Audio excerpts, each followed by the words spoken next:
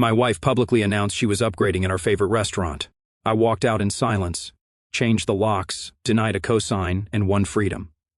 3 weeks ago, my wife reserved our favorite restaurant, invited all our friends, and announced that our marriage was a waste of time. She said she was upgrading. Everyone cheered her liberation while I sat there watching my life implode in front of a dinner crowd.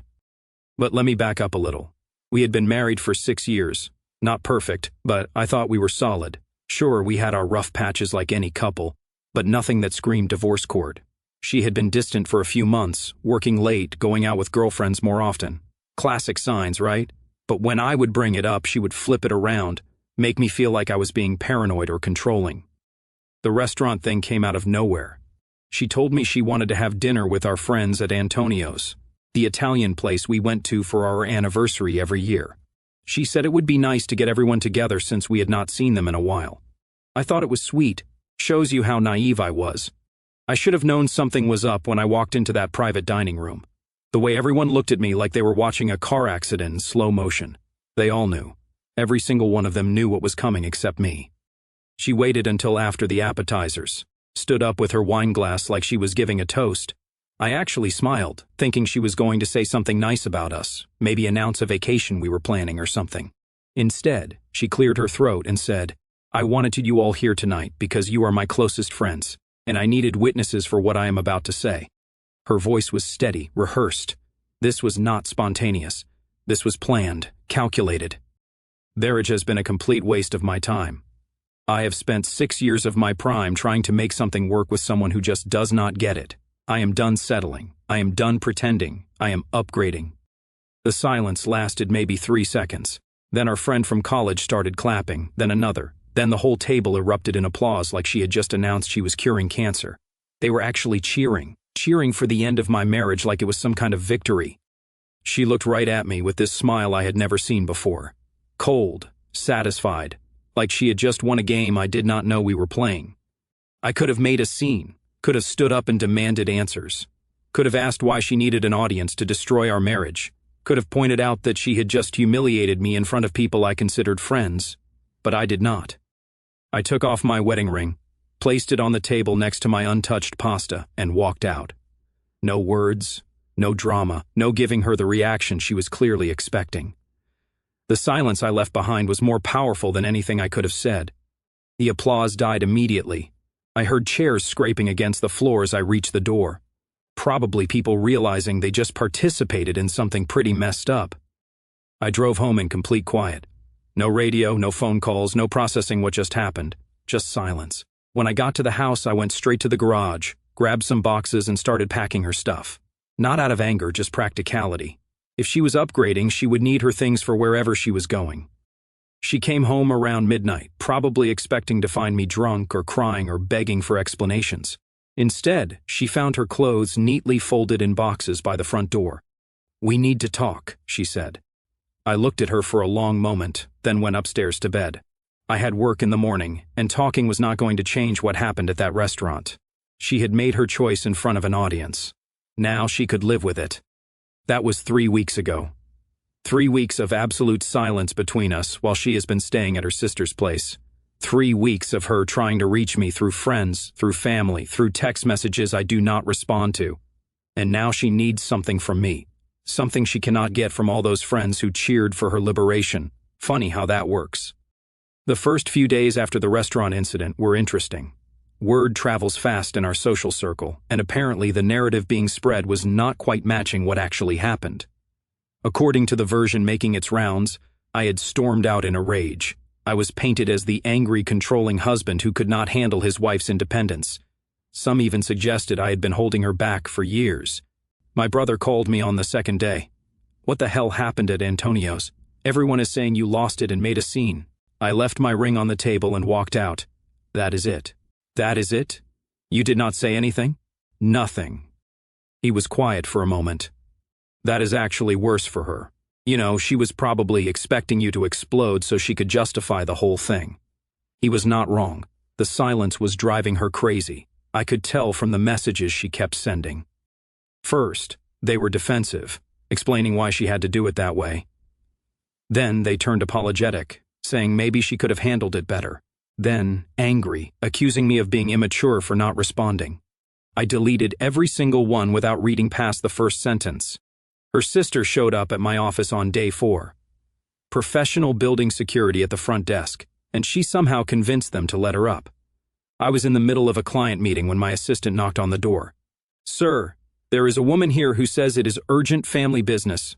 I excused myself and found her pacing in the reception area. The moment she saw me, she launched into this prepared speech about how marriages take work and how I should not give up so easily. She made a mistake, she said. People say things they do not mean when they are under stress. Under stress. I kept my voice level. She reserved a restaurant, invited 12 people, and prepared a speech about how I am a waste of her time. That is not stress. That is planning. She wants to come home. She wants to work this out. Then she should not have announced her upgrade in front of an audience. I walked back to my meeting, leaving her standing there. Security escorted her out when she tried to follow. The friends who had cheered that night started reaching out too. Awkward calls and texts, suddenly trying to play mediator. They wanted to explain her side, help us work through this rough patch, suggest counseling. I blocked every number. By the end of the first week, I had changed the locks, not out of spite, just common sense. She had already announced she was done with the marriage. No point in leaving the door open for more drama. She found out when she tried to come by while I was at work. The neighbors told me she sat in her car for 2 hours calling my phone over and over. When I got home, there were 17 missed calls and a long voicemail I did not listen to. Week 2 brought the lawyers. She wanted to discuss division of assets, the house, our joint accounts. I told my attorney to handle everything according to what she had requested that night at the restaurant. She wanted an upgrade. Upgrades usually cost extra. The joint checking account had been cleaned out by day 10. Her half, of course. The credit cards were maxed out on things I did not recognize. Designer bags, jewelry, expensive dinners. She was living like someone who just inherited money, not someone going through a divorce. My attorney called with an update. She is asking for spousal support. Based on what? She claims she needs time to get back on her feet professionally. I laughed. Actually laughed out loud. The woman who had announced her independence to a cheering crowd now wanted me to fund her liberation counter with nothing. Nothing. She upgraded. Remember, upgrades should not need financial assistance from the old model. By week 3, the picture was getting clearer. The friends who cheered were not exactly lining up to help with her new independent life. The sister who had shown up at my office was not offering a permanent place to stay. And apparently the apartment hunting was not going as smoothly as expected. That is when the text started getting desperate. Not apologetic anymore, just practical. She needed to talk about logistics, about paperwork, about things that require my signature. I saved those messages, not to respond to them, just to remember what desperation looked like from someone who had publicly celebrated the end of our marriage, because I had a feeling I was going to need that perspective very soon. Week 3 is when reality started hitting her like a freight train. The apartment applications she had been filling out were getting rejected, not because of her income, but because of her credit score. Turns out those maxed-out credit cards from her independent celebration had consequences. Plus, most decent places in our area wanted a CO signer for anyone without established rental history. My attorney got the call first. Her lawyer wanted to discuss temporary arrangements while the divorce was pending. Apparently, staying with her sister indefinitely was not working out. The sister had 2 kids and a husband who was not thrilled about the permanent house guest situation. She needs somewhere to live, my attorney explained during our phone call. She should have thought about that before her public announcement. Her lawyer is suggesting she could move back into the marital home temporarily. I was quiet for a moment. The audacity was actually impressive. Tell them no, she wanted an upgrade. Upgraded people do not move backward. Her attempts to reach me through mutual friends intensified. Suddenly, people who had not called me in months were very concerned about my well-being. They would start casual conversations about how divorce was hard on everyone, how maybe I should consider being the bigger person. I cut those conversations short, too. The most pathetic attempt came from her gym buddy. She cornered me at the grocery store, probably not by accident. She is really struggling, she said, blocking my cart in the cereal aisle. Maybe you could just talk to her, work something out. She had 12 witnesses when she worked everything out already. That was just emotions talking. She did not mean it. She stood up, made a speech, and waited for applause. That is not emotions. That is a performance. I pushed my cart around her and kept shopping. But the most telling moment came when I ran into one of the guys who had been at that dinner. We played poker together for 3 years, had barbecues, watched games. I thought we were friends. He was coming out of Home Depot as I was going in.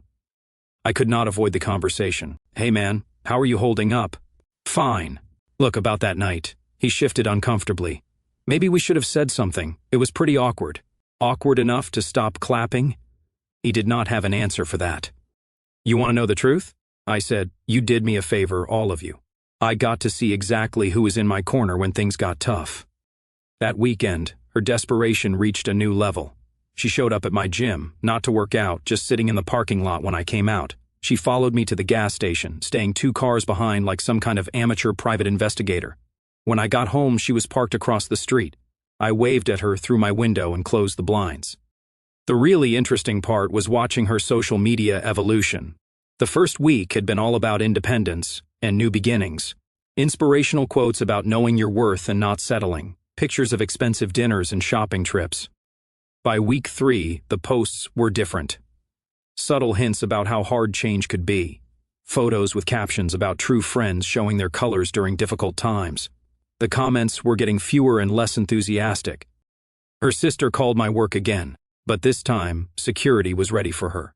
They told her to make an appointment or do not come back. Then came the call I had been expecting. My attorney's office, Thursday afternoon. She wants to discuss the house specifically. She is asking if you would be willing to let her stay there while she gets back on her feet. For how long? Her attorney did not specify. They are calling it a humanitarian gesture. Humanitarian? I repeated the word slowly. The woman who publicly announced that our marriage was a waste of her time wants humanitarian assistance. That is essentially what they are asking for. What is her backup plan if I say no? They did not mention one, but based on the application rejections and her current living situation, I would say her options are limited. Limited? That was putting it nicely. I told my attorney I would think about it, but we both knew what my answer would be. She had made her choice in front of an audience. Now she could live with the consequences in front of the same audience. The desperation was just getting started. The 4th week brought a master class in manipulation that would have impressed a professional con artist. First came the healthcare text, urgent message about chest pains and a trip to the emergency room. How she was all alone and scared. How she realized what really mattered when she thought she might be having a heart attack. I called the hospital. No record of her being admitted or treated. Shock. Next was the financial emergency.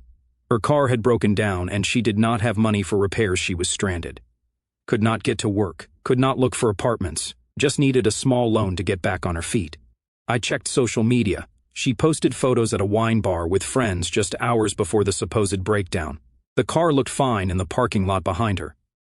Then came the guilt trip campaign, messages about our wedding day, our honeymoon, all the good times we had shared, how she had made a terrible mistake and just wanted a chance to explain everything in person. The explanation, according to her texts, was that she had been having a midlife crisis.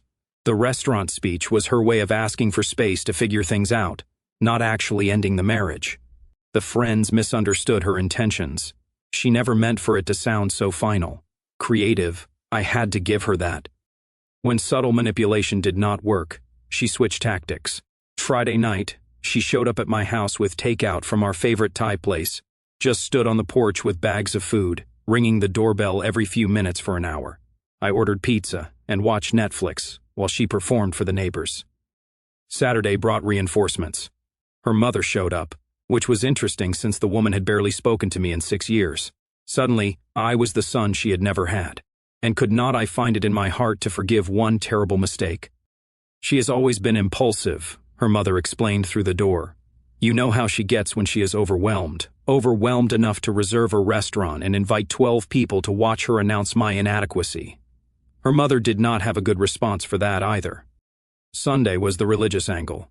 She had found God, apparently been attending church, praying for guidance, realizing that marriage was a sacred commitment that should not be thrown away over momentary confusion.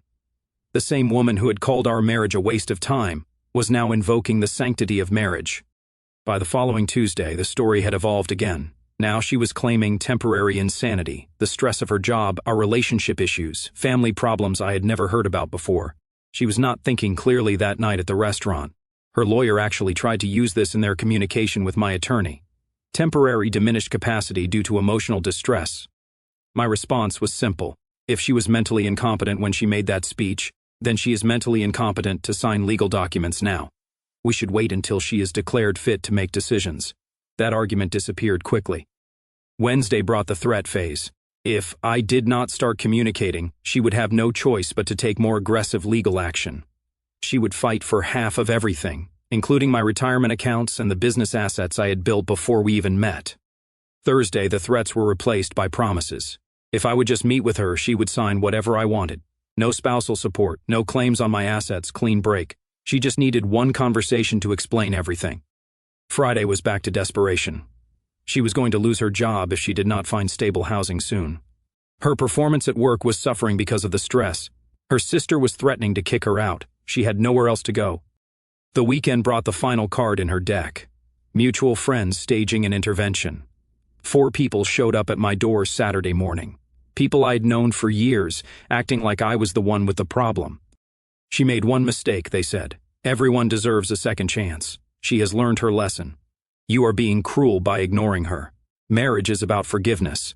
I listened to the whole presentation, then asked a simple question. Would any of you want your spouse to announce in front of your friends that your marriage was a waste of time and they were upgrading? The silence stretched uncomfortably. That is what I thought. They left without accomplishing their mission. By Sunday night, her messages had taken on a different tone. Less begging, more demanding. I owed her a conversation. I was being unreasonable. She deserved better treatment than complete silence. The woman who had publicly humiliated me was now demanding respect. Monday morning brought the call I had been waiting for. Not to my attorney this time, directly to me at work. We need to talk today. It is urgent. Her voice was different, not pleading anymore. Desperate, but trying to hide it behind false confidence. It is about the apartment application. She paused. I need you to co-sign. There it was. The real reason behind 4 weeks of manipulation, guilt trips, and fake emergencies. She did not want me back. She did not want to work on our marriage. She did not want forgiveness or reconciliation. She needed my signature on a lease because nobody else would vouch for the woman who had publicly celebrated the end of her marriage. The irony was beautiful. I agreed to meet her, not because I wanted to help, but because I would not miss this conversation for anything in the world. 4 weeks of silence. And this is what finally brought her to my doorstep, with her hat in her hand. We met at a coffee shop downtown, neutral territory. She arrived 15 minutes early, probably hoping to control the narrative from the start. I showed up exactly on time, carrying a small cardboard box I had picked up from the shipping store on my way over. She looked terrible. Designer clothes could not hide the stress lines around her eyes, or the fact that she had lost weight she could not afford to lose. The confident woman who had stood up at Antonio's was gone, replaced by someone who kept checking her phone every 30 seconds. Thank you for coming, she started, trying to sound composed. I know this has been difficult for both of us, has it? I sat down across from her. I have been sleeping fine. She flinched but pressed on. Look, I know you are angry about how things ended, but we need to be practical here. I found a great apartment, but the landlord requires a CO signer because of some credit issues. Credit issues? The divorce is affecting my score temporarily. It is just a formality. I am not asking you to pay for anything. Just sign the paperwork so I can move on with my life. I placed the cardboard box on the table between us. I brought you something. She looked confused but tried to stay focused. Can we discuss the apartment first? I need to give them an answer by tomorrow. Open the box. What is it? A housewarming gift for your new place. Her hands shook slightly as she lifted the lid. Inside was a folded piece of cardboard, flattened but clearly from a large appliance box, the kind homeless people use for shelter. She stared at it for a long moment, then looked up at me with disbelief. What the hell is this? Your backup housing plan? Since you are asking the man whose marriage was a waste of your time to co-sign your lease, I figured you might need alternatives. Her face went white, then red. Are you serious right now? Completely. See, here is the thing about upgrades. They are supposed to be better than what you had before, but what you are describing sounds more like a downgrade that requires assistance from the old model. I made a mistake. Okay. I said things I did not mean because I was confused and angry and... Stop. I held up my hand. You were not confused. You reserved a restaurant. You invited 12 people. You prepared a speech. You waited for applause. The only thing you are confused about now is why your upgrade is not working out the way you planned. She tried a different approach. Look, I know I hurt you. I know that night was terrible, and I am sorry, but we were together for 6 years. That has to count for something. It does count. It counts as 6 years I spent with someone who could humiliate me in front of our friends and then expect me to help her move into a new apartment. I am not asking for much, just your signature. My signature on a lease so you can start your new life in a place you cannot afford without help from the husband you publicly discarded. She was getting desperate now, her voice rising. Fine. You want me to grovel? Is that what this is about? You want me to beg? Actually, no. I want you to understand something very clearly. I leaned forward. The woman who stood up at Antonio's and announced she was upgrading does not get to ask favors from the man she upgraded from. Well, where am I supposed to go? My sister cannot let me stay much longer. I have applied everywhere, and they all want a CO signer. You are the only person who qualifies. That is not my problem anymore. You made it very clear that night that my opinion, my feelings, and my future were not your concern. Why should your housing situation be mine? She grabbed the cardboard from the box and threw it at me. You are a bastard. I am trying to fix this, and you are being cruel just because your feelings got hurt. My feelings got hurt? I stood up slowly. You think this is about hurt feelings? The coffee shop was getting quiet around us. Other customers were starting to notice. You destroyed 6 years of marriage in front of an audience for entertainment. You turned our relationship into a public joke so your friends could cheer for your liberation. And now you are sitting here asking me to co-sign your lease like we are business partners. I said I was sorry. And you said you made a mistake. There is a difference. A mistake is forgetting to pick up milk on the way home. What you did was calculated, humiliation, designed to make yourself feel powerful at my expense. I picked up the flattened cardboard and placed it back in the box, then slid it across the table to her. So, here is my answer to your CO signer request. If you are depending on me to help you get that apartment, you better start looking for a nice bridge to sleep under because that cardboard is the only housing assistance you are getting from me. She completely lost it. Started yelling about how I was vindictive and cruel, how she never realized what kind of person I really was, how I was proving that she was right to leave me. The entire coffee shop was watching now, just like at Antonio's, except this time she was not getting applause. I waited until she ran out of steam, then spoke quietly. You know what is funny? You are still performing. Still trying to make me the villain in your story, but everyone here can see exactly what is happening.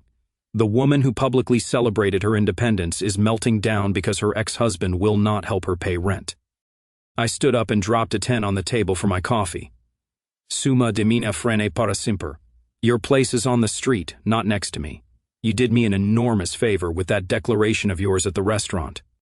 I walked toward the door, leaving her sitting there with her cardboard box and the stares of everyone in the coffee shop behind me. I heard her calling my name, but I did not turn around.